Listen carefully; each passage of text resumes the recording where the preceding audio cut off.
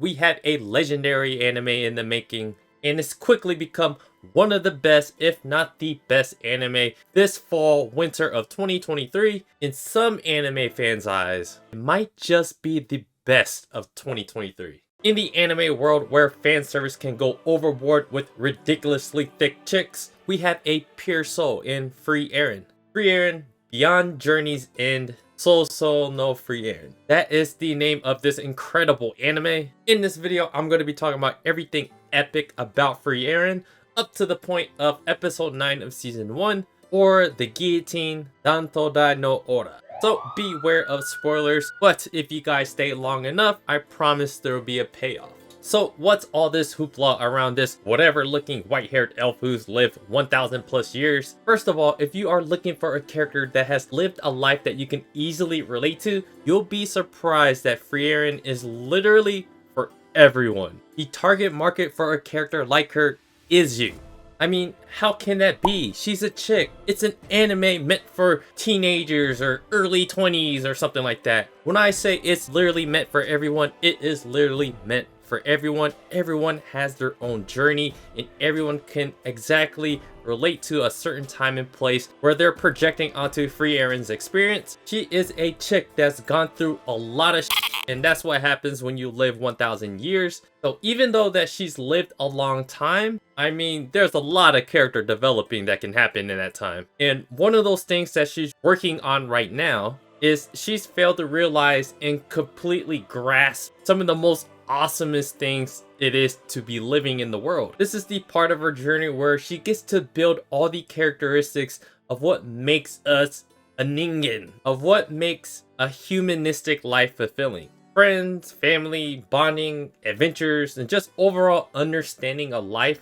So if you love great character development, emotional depth, and finding fulfilling resolutions, this anime is literally that. Also, don't sleep on the fighting animation. It's not just some slice of life anime. Animation is amazing. There is some great epic moments that the animation totally shines. This show literally gives off anime movie vibes like Studio Ghibli. In any anime theatrical movie, this anime gives off those kinds of vibes, which is why this anime has such a broad scope of an audience that it can reach. So this is one of those things where things can be very broad, but at the same time, it can have a lot of depth because the way it's portrayed, a lot of people of all ages that can point to certain things that Frieren is going through that we are experiencing ourselves, no matter what point in our life we're in. When you live as long as she did, you're going to have some regrets. And there was nothing more regretful than this particular journey she went on with Himmel the hero, Heiter the priest, Aizen the dwarf. Frieren went on a 10-year journey to defeat the Demon King with this party of 4, and the show literally begins right where they defeat the Demon King. So right now, they've successfully saved the world and defeated the Demon King, and now they're upon this age of peace. Now she's just kind of wandering around doing her simple hobbies like collecting weird spells that do funky things. It's from this point on until the end of Himmel's life where she reflects on her journey with her previous party and starts to realize Himmel passing away from old age that she should have done more to get to know him better. This is the first time for Frieren that she's felt like a deep regret. Like she's crying profusely in front of her old party members of old age, and it was extremely sad and regretful. Imagine growing up not really spending time with your parents or your friends or your family because who knows what the hell you're doing. So that is kind of what Frieren is going through right now, seeing all of her human friends dying and seeing Aizen getting really old. So this kind of tells you already what we should be looking forward to, that the learning lesson already is enjoy human life and spend time with people. So it's already sets that up. It's from this point on though that she starts to collect party members for her own journey, and this is all due to her old party members. Eventually, due to her regret, she wants to be able to speak with Himmel again. So along the way, episode after episode, with Heiter and Aizen, they both find ways to trick Frieren to bring along one of their students. So Heiter tricks Frieren to training this character that Heiter saved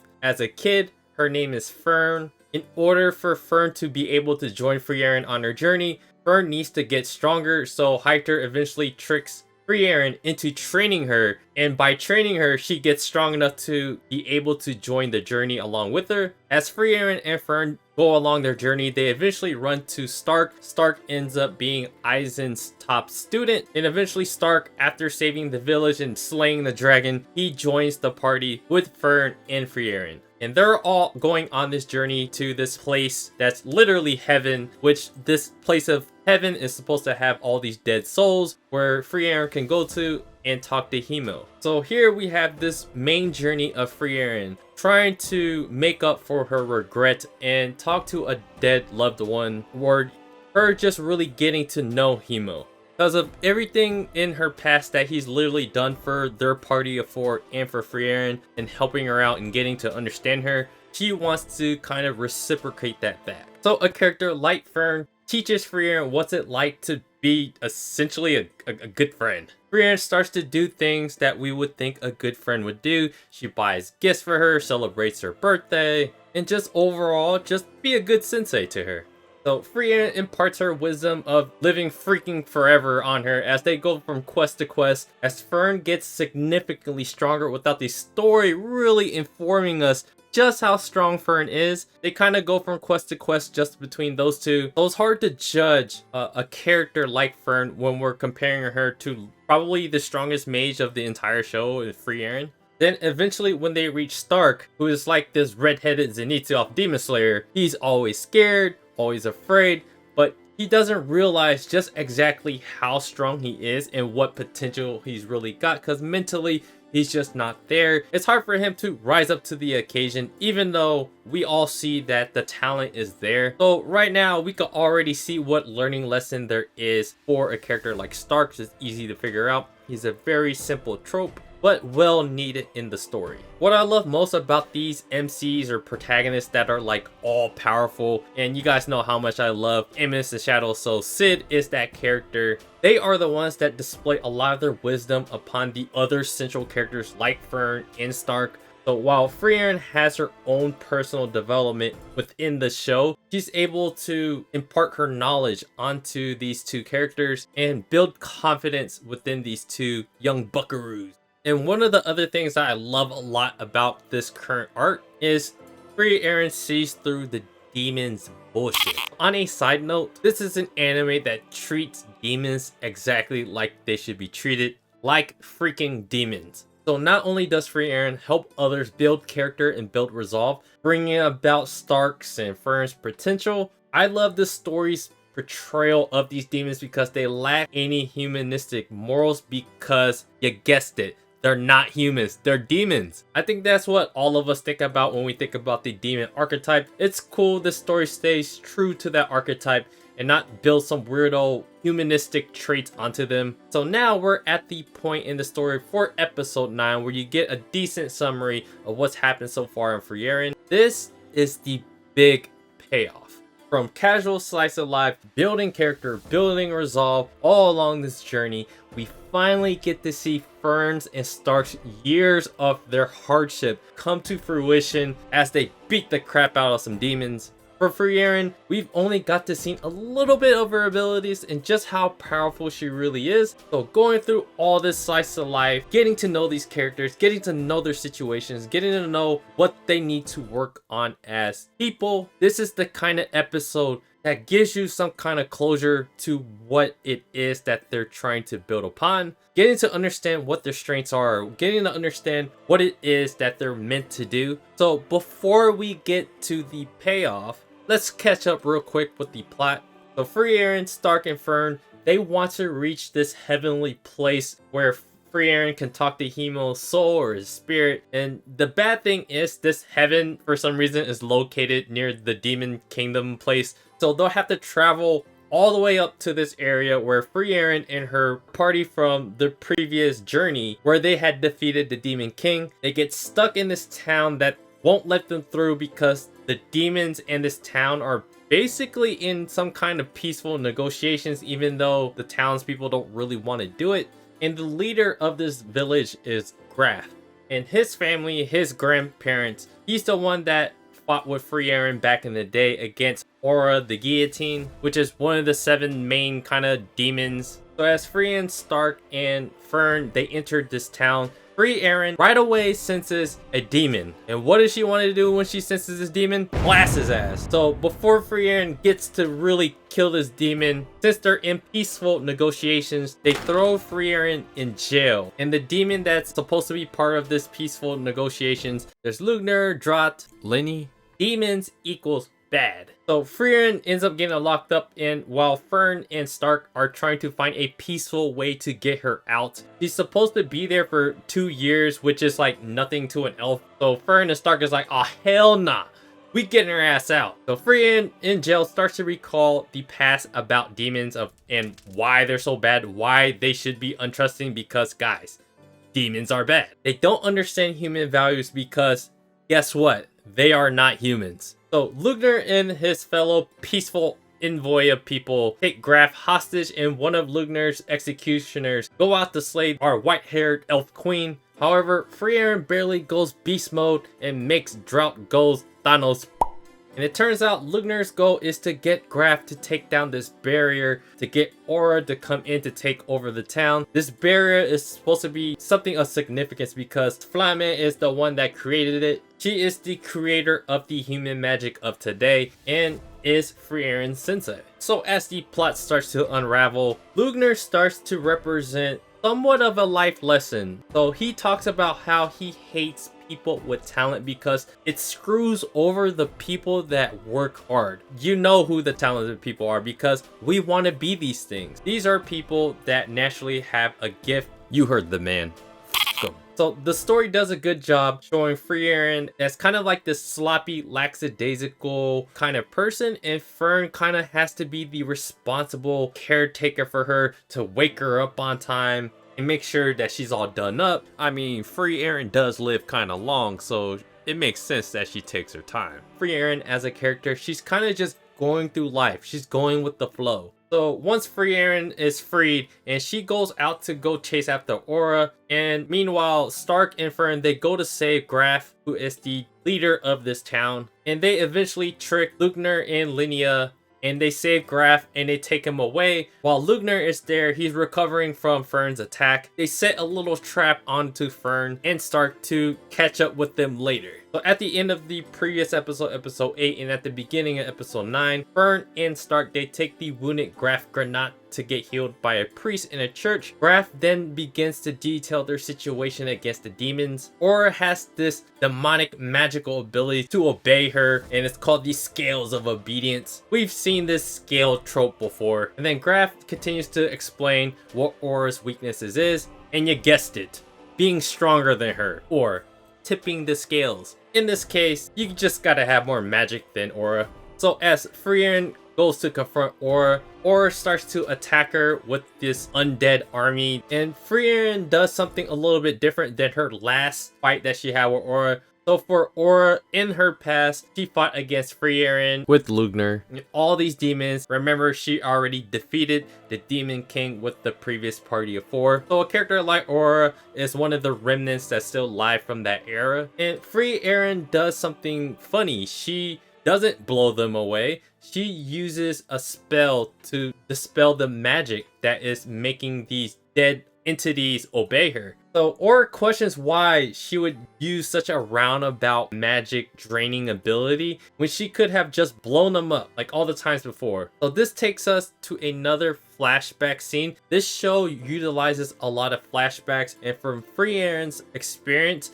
her character development always goes back to that 10-year journey where she fought against the Demon King with Himo, Heiter, and Eisen. That seems to be one of the most, if not the most important journey to her, besides her growing up behind Flamme. So in this flashback scene, it shows Himo scolding her about destroying all these undead, but they don't exactly reveal exact reason behind why she was getting scolded, but it's likely due to these undead people. They have souls too, they're maybe trapped or something like that. So going back to the church, Graf seems to be safe in a church surrounded by a strong barrier, but the barrier obviously is not as strong as the town's barrier. So Stark and Fern, they start to make their next move. They end up being on top of one of these building roofs. Stark goes to find Frieren to beg her to help everyone, not realizing that Frieren is already on one. Stark gives this special necklace from Graf to Fern because that necklace is supposed to symbolize that she's got the big kahunas and she's the big shot in this town now. So that means everyone in the town will listen to her. Then they realize the trap that Lugner and Linny laid on them. And it's because they left their mana-stained blood on Fern and Stark's body. And boom! The demons got the upper hand. Linny fights Stark and Fern gets impaled in the shoulder by Lugner. Apparently Linny fights like Eisen. So this sets up this fight with Stark being kind of like a mirror copy versus kind of the original. And while Lugner has Fern impaled onto the wall, Lugner starts to get very important information out of Fern to kind of decipher what exactly is going on. Obviously, Frieren most likely went to go fight against Aura, but Lugner, with his arrogance, he has his back turned to Fern, and Fern reaches for her magical staff. But Lugner, disrespecting Fern's ability, he purposefully did this to Fern, and as his back is turned, he eggs on Fern to try to kill him. And this causes another flashback to Fern questioning if she's even useful to Frieren. It's here we learn of Fern's true capabilities. That she's fast as Fern, you're the shooter now. Just imagine, guys, Frieren, one of the strongest, if not the strongest mage in this world, is training this other young girl that's growing up under her wing, and all that Fern knows is what Frieren teaches her. So just like her, always comparing her own abilities to literally the greatest mage, we're starting to gauge exactly just how strong Fern is. And what is one of the biggest life lessons that come from Fern's character is you don't have to be the best to be useful. I love when main characters, they teach great life lessons through other characters. In the fight against Lugner, Fern doesn't have as much mana or technique as Lugner says himself, but she has this rare ability to cast spells at a super high rate. So what does Frieren teach Fern? What is this life lesson? Stick to your strengths. So Linny fights against Stark, and it's the typical hand-to-hand warrior-to-warrior fight with axes and shit. It's your typical mata-mata fight. It's that kind of fight because Stark is a tank. We find out that Linny has the same exact fighting moves as Eisen, and they do another flashback showing that she used her ability to copy his exact fighting. And now, fate will have it that she's pitted against his best student, Stark. Essentially what we have here, guys, is another classic anime trope, you fighting against a mirror of yourself. And we all know what? We all know that the copy is not the original. But in this case, Stark is the adaptation of the original because he's the student. So what is Eisen's learning lesson for Stark? It's the warrior's resolve, baby. Resolve is something that you can't copy. So like most of the attacks that Linny has inflicted onto Stark, he starts to bleed a bit, but he doesn't really show that he's being phased because he keeps getting back up. Because Stark, this entire fight, he's been fighting fearful. That is one of his biggest character developing things. He finally realized that her attacks doesn't do any real damage, and nothing shows this more than when he gets axed in the eye. But while he's bleeding around his eye area, he just opens his eyes like it's not really hurt. That might have been the biggest indicator of how this fight was gonna go. So as the last move, Linnea takes out another axe, and Stark, he wields his axe up, leaving his entire lower body to be hit. Linnea, with all her strength, she strikes Stark, but Stark already realized that even though she's a copy of Eisen, she is not Eisen, and he just tanks the shit out of that attack, and then he chops her in half with this lightning ability. And that was an incredible end to an incredible payoff moment for our guy Stark. This takes us back to Fern's fight with Lugner. Lugner starts to think, you know what? He has more magical power than her. He's just gonna tire her out. But Fern just keeps going. She keeps going attack after attack after attack, slowly taking down all those defenses. He's over here whining to get Linny's help, but she's dead. And when he's looking over at Linny, he turns back to Fern, and at this point, Fern is about to catch a body. And Fern finishes him off with Frieren's demon killing attack, that remix of that Zotrak. And this episode is the perfect episode for the ultimate payoff for our characters. This is the exact kind of episode that we all wait for, that we tell people, hey look, get to this episode. And that was it for me. Get to episode 9, because going through all the experiences with the characters earlier, going through these slice of life, going through these little quests and figuring out these little things about these characters and going through their struggles in life and seeing what they're working on, this is the point where they get to put together their meaning and their purpose and their strengths and figuring out these things about their lives. They all want to figure out what they're capable of, and this episode definitely shows that. So while this episode stars Stark and Frieren making their mark on the show, we can expect Frieren when she fights against Aura in the upcoming episodes as another big payoff. While this anime does an incredible job storytelling, building this understanding of these characters, nothing can give the ultimate payoff more than these action scenes. Only in these action scenes that they can deliver something that is literally magical. To me, this is a 10 out of 10 episode and a perfect example of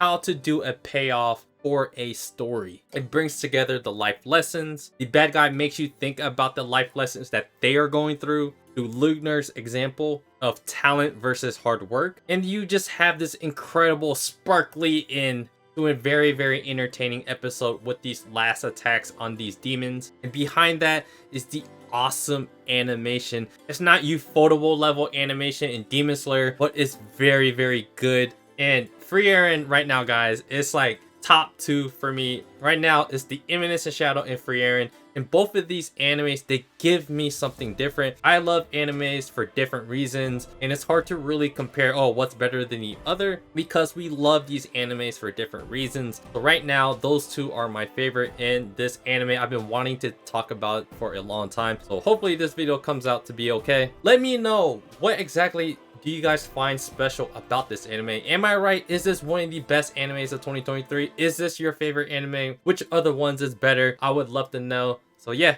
do me a favor, guys. Hit the like button, subscribe to the channel if you guys haven't already. Check out my blog at otakusen.com. I write a lot of Imminence and Shadow reviews there, and I'm trying to up my content. So yeah, appreciate you guys watching, and I'll see you guys on